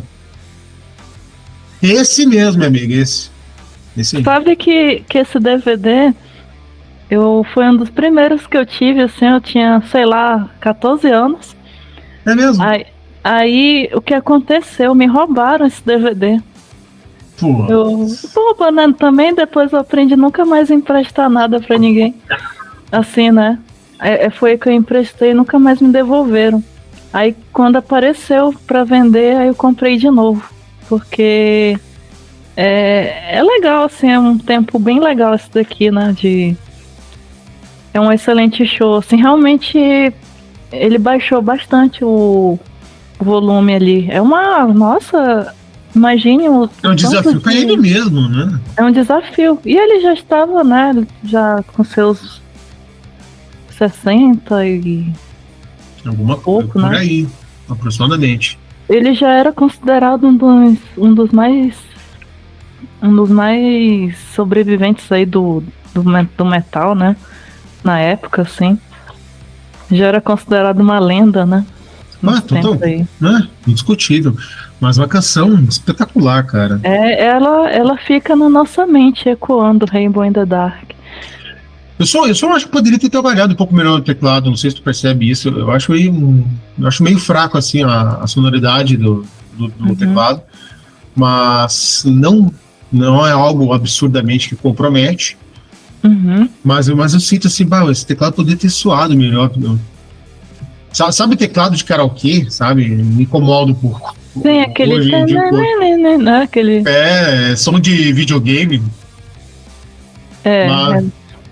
Mas... Acho que talvez uma ideia assim, eu não sei, mas acho que realmente dava pra testar, né? Mas vai que eles testaram e não deu certo. Ou justamente era pra ser mesmo, né? Tem uma... Como a New Wave tava muito forte naquela época, tipo, não querer soar como tal, mas dar uma pincelada de leve ali pra aquela geração e incorporar no som e tornar o som mais comercial, acabaram fazendo isso, né? E deu certo, né? Exato. Deu certo. E a última música, e é espetacular, é do pra mim, quero ver da minha amiga aqui, Shame on the Night.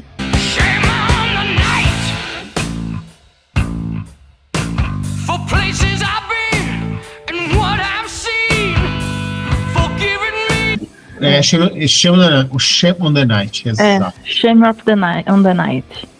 E aí, minha amiga? O que você percebe quando ouve ele? É interessante. É uma observação assim, bem do geral, assim, né? Que já que ela é a última faixa, É interessante observar que o álbum ele começa muito energético e termina mais sombrio, mais taciturno ali, mais cauteloso, diferente da primeira faixa, que é aquela.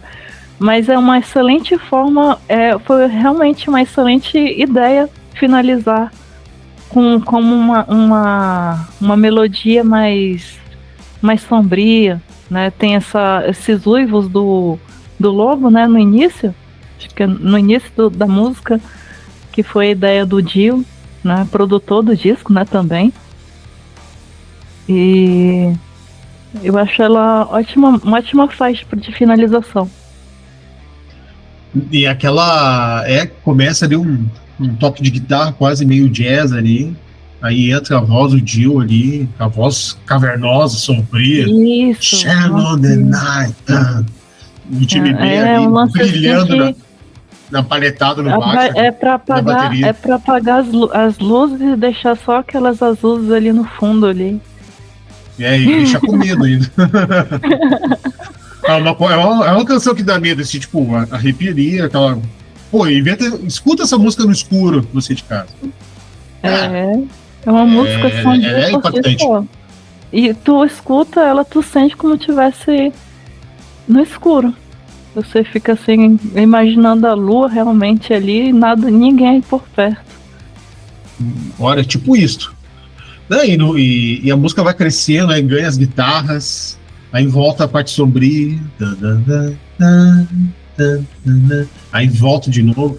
E o final da música ele termina ali com meio até progressivo, ali, uma coisa meio Comfort the Numb do Pink Floyd, aqueles acordes sequenciais marcantes, fortes, e com aquele coro de vozes sombrias ali, dando liga ali junto com os acordes tocados. Sensacionais. Casou bem com o gosto dele, né? Por bandas progressivas com o estilo dele de metal, né? Casou bem, assim. Total. E totalmente. Se tu for ver, né? Aquela música lá, daquela 4 né? Que é aquela banda progressiva que eu falei ali no início. Banda progressiva que ele gostava, né? Então, vamos supor que tudo começou ali numa banda progressiva. Não, e ele manteve, né? Certamente, né? Aí depois que o Vivian Campbell, pelo menos na minha opinião, ali, os discos ficam um pouco mais fracos ali e acrescenta muito teclado. Bastante teclado. Perde um pouco aquela guitarra fervorosa, não sei se tu percebe disso. E ali já no segundo álbum também foi na mesma vibe, né? E já no terceiro, ali, acho que 86, né? Eles já estavam meio brigados, né? Ali. Ali já quebraram os pratos ali, né? O Dio disse, eu vou levar essa sombriedade pro álbum. Totalmente. Mas é incrível como esse álbum vendeu bem. O Dio, foi um grande sucesso, assim, um grande hit comercial do Dio. E depois os outros discos manteve a base, mas não conseguiu manter essa elevação comercial dele, né? Tanto que o nome forte Dio, mas antes se passa assim, não é um cara assim de lotar estádios, assim, que nem o Iron Maiden, perdão, Metallica, assim, um grande nome de mainstream ou algo assim, né? Não conseguiu se manter, né? Na época do lançamento, eles ganharam o disco de ouro, eles ficaram no top, acho que no top 10 ali na América, né? Se eu não me engano. Eles ficaram ali nos tops da América, com Holy Diver, né? E com The Last Line foi mais ainda. E eles ganharam platina no The Last Line, né? Já com a fama do Holy Diver, já teve mais público pro The Last Line. Ele não parou, né? Porque foi um ano atrás do outro, né? Foi 83, 84 e 85, direto. Trabalhando. E a gente nem falou da capa, né? Que a capa, qual é o nome do tinha um mascote, né? Como a maioria das bandas. O nome dele era... Como é o nome dele mesmo? Tá no computador aí? Deixa eu ver. Eu anotei aqui a moda antiga. Ah, olha aqui. Murray. Como se fosse Murray, Bill Murray. é. Bill Murray. Não, mas é só o Murray. Murray, nome do mascote. Murray. Essa capa é fantástica do Holy Diver, é uma crítica árdua à igreja, né? O padre ali sendo castigado. E a Holy Diver. Ele quis o questionamento ali da capa. Na época foi um questionamento na gravadora. Será que é bom deixar uma capa dessas, né? Aí, que pode assustar a sociedade e tal. Mas o objetivo realmente deles era que as pessoas questionassem. E na época estava saindo muita notícia de padre, enfim, lá, né? Com aquelas notícias horríveis. E então, se tá saindo essas notícias, as pessoas vão questionar. E dito e feito, né? Teve essa divisão. Funcionou perfeitamente. Ele levantou bandeiras, gerou alvoroços, né?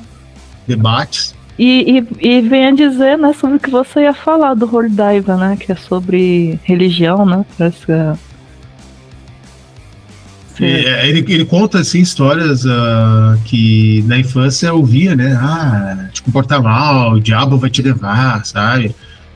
Essas imposições diante dos elementos religiosos e que mais tarde a gente cresce, vira adulto, sabe que não é exatamente isso. O bicho-papão vai te pegar, Deus não vai te amar, não sei o que, sabe, essas coisas.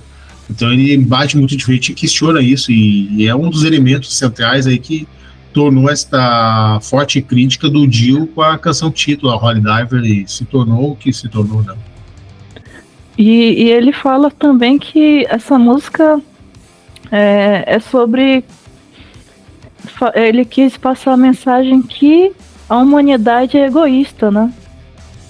Que, assim, o que ele quis nos dizer, e também ele fala, acho que na entrevista naquele Heavy Metal, aquele documentário que tem aquele antropólogo. Uhum. Poxa, eu esqueci o nome do antropólogo. E me fugiu o nome do documentário tão conhecido.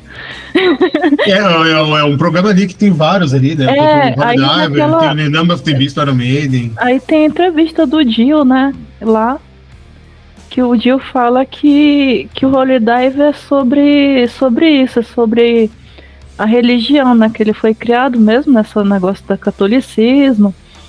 E que quem errasse ia pro inferno. E na opinião dele, aqui na Terra já tem os dois caminhos que a gente pode escolher, se fazer o bem ou fazer o mal. É tudo aqui na Terra e nos castiga, na opinião dele. Sim. E que aí ele falou, a humanidade, ele quis dizer nessa música que a humanidade é egoísta, porque o Salvador, né, ali, Cristo, morreu para salvar todos, né? Mas as pessoas continuam fazendo mal, né, aqui na Terra, da mesma forma. E então, continua, né? Na interpretação, é um questionamento sobre tudo isso, né? E continua, né? Vai ficar uma opinião de crítica, né? Até hoje a nossa humanidade, né? Não mudou muito. É o que ele disse lá na entrevista e tal. Mas realmente o disco fala sobre religião, fala sobre a vida, tem umas coisas bem autobiográficas também, né? Sobre essa questão da luta dele, da perseverança, da esperança. Sim. O cara era um exemplo, né? De perseverança. Total. E o nome Dio... E seguiu lutando, né, até o fim da vida dele. E o que você acha do nome Dio? Dio. É curioso, né, cara, Dio, né, porque, né, um nome tão curtinho, fez letras, mas pegou tão forte, né, cara. E tem aquela arte gráfica bem marcante, né? Nossa, tipo, total. Eu não penso em tatuar, mas ficaria legal numa tatuagem assim, tipo, bem simples e tal, mas que é uma coisa forte, né? E é interessante. Não, e a marca Jill ali se tornou forte e aquele logo tão forte quanto o próprio mascote. O mascote não é uma coisa que se acabou vingando, né? Todo mundo viu os fãs do Jill com camisa, mas via a camisa da capa, a realidade, né? Mas não veio reverenciar tanto que nem o Iron Maiden, né? Ali foi uma tentativa de ter o seu Ed, né? E tanto que só a blusa com Jill já tá ótimo, assim. Tipo, né? É verdade. Bastante e a maioria dos fãs, assim, quando dia só a marca Jill, né? O logo da camisa. E uma coisa, assim, interessante, eu perguntei sobre isso, né? Porque eu acho muito interessante o nascimento desse nome. Não sei se você já viu. Não. É interessante demais. É até engraçado, né? É uma parte engraçada da vida dele, da história. Bom, encerrando o nosso papo, conta pra gente essa história. É só pra encerrar o papo mesmo, assim. É porque fala lá, né, que o Jill, esse nome... lembra daquele amigo Floyd que eu falei? Depois eu falo a história desse Floyd. Sim. Aí esse lá da escola, né? Como a escola muda a gente ali. Aí esse amigo dele, Floyd, que apresentou o blues pra ele, falou: Jill, se você quer ser uma estrela do rock, esse nome Padavona não vai dar certo. Tem que escolher algum nome um nome artístico. Aí eles eram muito fãs naquele tempo, jovens italo-americanos se identificavam muito com o glamour lá da máfia italiana. Aí esse nome foi em homenagem a um mafioso lá de Miami. Aí ficou Jill. Aí o que aconteceu? No tempo que ele era do Ronnie Dio The Prophets, eles foram contratados por um clube chamado iPort Inn, né? Eles tocaram todo o verão lá, o verão inteiro lá, por semanas, né? E aí um barman que tinha recém-chegado lá ficou olhando aí, perguntou pro Jill: qual a relação que você tem com a máfia italiana? Aí o Jill, em vez de falar: não, meu nome, ele é só um nome artístico e tal. Aí ele falou, em vez de ele falar isso, ele falou: eu sou sobrinho do Johnny Jill. Ele falou que era sobrinho do mafioso lá de Miami. Aí esse barman falou: então, eu tenho um amigo, muito amigo meu, chamado Mário, que ele é comparsa muito próximo do Johnny Jill, que era o nome do mafioso lá de Miami, Johnny Jill. Então eu vou ligar pra ele pra ele mandar lembranças aí, dizer que o sobrinho dele é muito talentoso, sobre o paradeiro dele, tal. Aí o Jill gelou nessa hora, sabe? Ele ficou assim: meu Deus, assim, Aí ele falou: não, então, eu não quero que você ligue porque eu quero fazer meu nome sem influência de meu tio, eu quero só fazer meu nome aqui quietinho, tá? Aí, mas mesmo assim, o barman ligou lá pro amigo dele, e o Jill ficou muito ciscado, assim, durante todo o resto da turnê ali, naquele clube, naquele tempo ali, na temporada, ele ficou assim, com o olho na plateia, ver se via uns caras parecendo mafioso, né? Aí, mas terminou, né? Aí ele terminou, fez o último show, ele perguntou do barman: e aí, você falou com alguém lá de Miami? Ele não desmentiu, ele continuou alimentando. Aí o cara: não consegui falar com ninguém de Miami, mas eu falei com o meu amigo Mário e ele falou que o teu tio mandou lembranças e o que precisasse poderia contar com ele. E aí eu fiquei pensando, né? Um cara desse tem tanto sobrinho que ele nem se toca, assim. Aí é curioso que, uma curiosidade assim, bem depois, né? Que quando após a gravação do Raven the Hall, que eles terminaram a comemoração e tal, né? Ele levou a Wendy pra um restaurante muito chique, tipo, muitos anos depois disso, né? Tipo, ele já tinha passado 10 anos desse acontecimento lá no lance do bar, né? Do clube. Sim. Quando ele ainda era jovem. Aí ele entrou nesse lugar chique, receberam ele assim como um rei, sabe? Ele é um Andy, assim como um rei e rainha. Eles nem estavam assim, nadando em dinheiro, mas ele foi comemorar que deu certo a gravação. Foi ótima a gravação do Heaven and Hell e tal. Aí beleza. Aí ele ficou, começaram a levar um monte de coisa, levaram ele para uma sala especial e tudo mais. Aí ele começou a se perguntar, mas isso vai sair uma nota? Quando será que vai sair isso? Aí ele começou a se perguntar e no final ele pediu a conta lá do garçom lá, acho que é Matrix, sei lá que chama. Aí a conta, né? Ah, não, isso daí é por conta do seu tio Johnny Gill. Isso aconteceu. E aí ele ficou se questionando, como será que acharam que eu era sobrinho do Ronnie Dio? Será que foi pelo meu nome? Isso ficou no ar, né? Eu acho que ficou mesmo o tio dele achando que esse tio, né, o que não era tio, mafioso. Suposto tio mafioso que pagou o jantar pra ele, uma nota lá nesse restaurante muito chique. Cara, que absurdo. Como o mundo, cara, como a gente tá falando, como o mundo dá voltas, como as coisas se conectam. É interessante isso, né?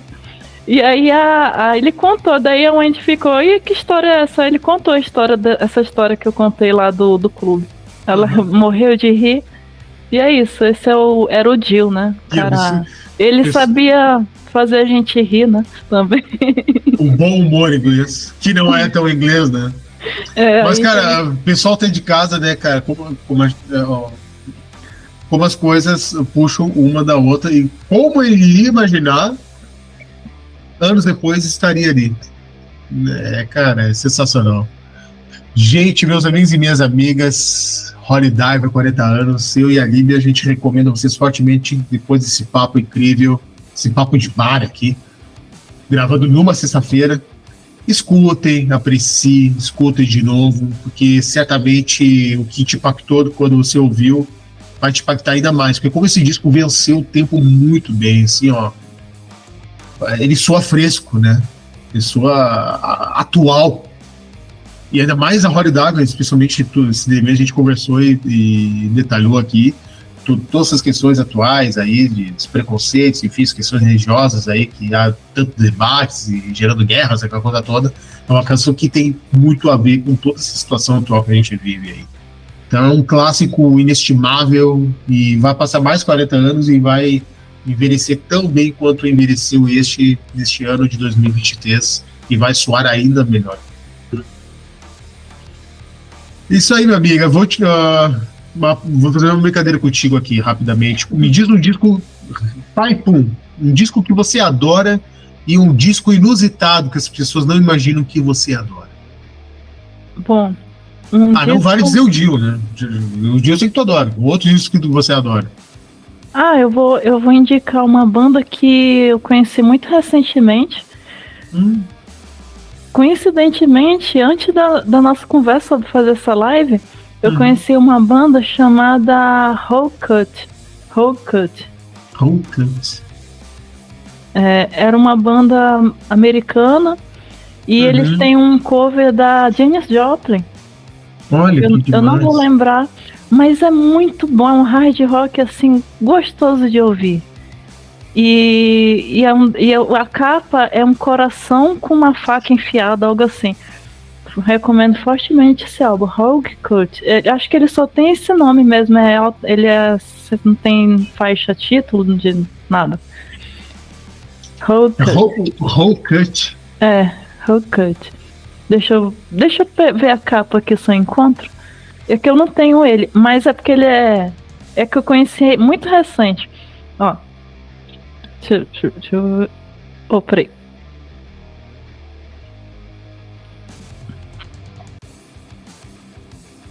Deu pra ver? Tava digitando aqui, vou colocar de tela. Whole Cut. Olha aí, pessoal. Bom, vocês tomam de nota em casa aí, hein? Whole Cut. Até eu vou parar pra escutar e conhecer, não lembro não do som. E o disco inusitado, minha amiga, que as pessoas não imaginam? Bom, eu amo amo demais o Oasis. As pessoas não acham que escutam isso. Oasis não é tão... Não é tão inusitado assim. Deixa eu ver. Mas claro, pro pessoal do heavy metal, principalmente os metaleiros xiita, isso é metal. Tal. O Oasis pra eles é um absurdo, né? Mas pra nós, assim, o pessoal cabeça ampla, que... não é inusitado. Eu digo que é porque é algo que eu tô muito conhecendo, assim, mais agora, né? E que eu tô amando, assim, cada vez mais. Assim, não agora, mas principalmente a fase solo do mais velho lá, o Noel. O Noel, né? Noel Gallagher. Noel Gallagher. Nossa, aquela fase solo dele é maravilhosa. Eu adoro aqueles álbuns. Aquela linha, ele e a banda dele que criou o Firebirds, incríveis. Nossa, que eu tô escutando muito atualmente. Eu acho que é algo, assim, pra mim, pode ser inusitado, não sei. Mas, tá, vou falar um mais inusitado ainda. Melhor. Esse daí é meio óbvio, assim, não sou porque ainda mais que acho que todo mundo já notou que eu sou muito fã de Beatles, então eu normalmente vou gostar de Oasis, vou gostar de Noel, né? Que tem muito voltado pro Beatles, eu acho. Mas eu vou falar um brasileiro. Uhum. Eu gosto muito daquele álbum do Gilberto Gil de 1982, que tem ele na capa, assim. Quando ele tava fora do Brasil. Deixa eu lembrar aqui. 1972, desculpa. 72. Isso, 7. Quando ele tava exilado. Isso. Que tem a música Volkswagen Blues. Nossa, a canção eu lembro, cara. Pô, o Expresso 222? Oi? É o Expresso 222? Eu não sei, acho que é. Sei que tem ele na capa, assim. Ele é de 72, né? 70, isto é o 50 anos do passado, Expresso 222, claro. Nossa, eu amo esse álbum. É que Gilberto Gil tem uma discografia gigante. É um tipo de que eu escuto assim, caminhando, assim, o Gilberto Gil. Ou às vezes eu tô num dia assim, talvez eu quero levantar um pouco o astral, eu escuto Gilberto Gil. Eu acho que o Gilberto Gil, ele nos trouxe muita coisa boa, ele é um artista em tanto, né? Eu admiro muito Gilberto Gil. E fora que nessa época ele conheceu até o Steve Winwood, né? Imagina Gilberto e Steve Winwood gravando juntos. Já pensou? Eles conhecem. Gilberto Gil tocando Traffic, cara. Nossa. Pois é, acho que nesse tempo... Seria curioso, interessante. Já pensou ali uns projetos juntos, assim, seria...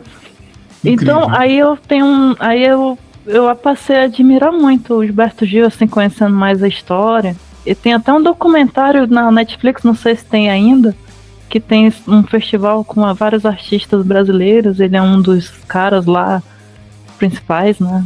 Poxa, incrível. Então, isso é uma das coisas que eu ouço. Esse é mais inusitado, mas é maravilhoso. Eu adoro MPB. Eu amo MPB porque a minha mãe, eu cresci com a minha mãe ouvindo MPB. Ela estava Maria Bethânia, Alcione, então... que demais. São coisas que eu já vi show com a minha mãe, da Elba Ramalho. Adoro o Grande Encontro, por exemplo. Já assisti o show da Elba Ramalho, já assisti o show do Zé Ramalho junto com a minha mãe, quando eu era bem menina ainda, né? E... que demais. E o meu primeiro show foi quando você morava lá em Roraima? Isso. E o meu primeiro show foi o do Agnaldo Timóteo. Olha que demais, cara. Meu primeiro show da minha vida, assim, eu tinha... Nossa, eu não tinha nem entendia nada, eu tinha, sei lá, uns 5 anos. E ele foi fazer um show pago pelo governo lá num parque. E eu fiquei assim, né? Eu fiquei muito impressionada. Eu sempre fui muito fã de vozes, né? Não importa o estilo que seja uma voz boa. Eu admiro demais. Então, essas coisas aí que... Demais. E Tim Maia, né? Tim Maia, não vou nem dizer que eu sou muito fã de Tim Maia. Mas aí eu já falei um monte de coisa. Maravilhoso, cara. Aqui vai dar mais 2 horas fácil aqui, ou mais aqui. Só eu não me controlar, da MPB que a gente adora. Um monte de coisa aí. Aqui é papo de bar, cara. Meus amigos e minhas amigas, esse foi o nosso Papo de Bar, 40 anos do Holy Diver. Escute esse disco aí na íntegra, escute o álbum, para com essa coisa precoce de ouvir só uma faixa, duas. Não, escute o disco na íntegra, de boa. Olha aí, ó, essa capa maravilhosa, capa fortíssima, impactante, e faz jus à qualidade das canções. Líbia, minha querida, muito obrigado por estar com a gente aí para dividir comigo aí esse papo aí musical, falar desse clássico do rock, do heavy metal de todos os tempos, e primeiro papo de muitos que virão aí, certamente. Muito obrigado, espero que tenha curtido também. Eu que agradeço, eu curti demais. É tanta história que daria, assim, 2 dias falando ou mais.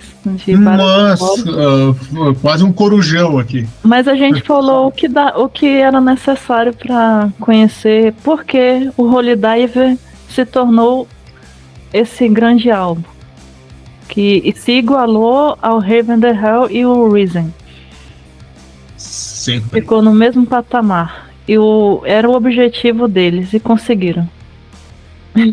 Muito êxito. Meus amigos, minhas amigas, inscrevam-se no canal da Líbia.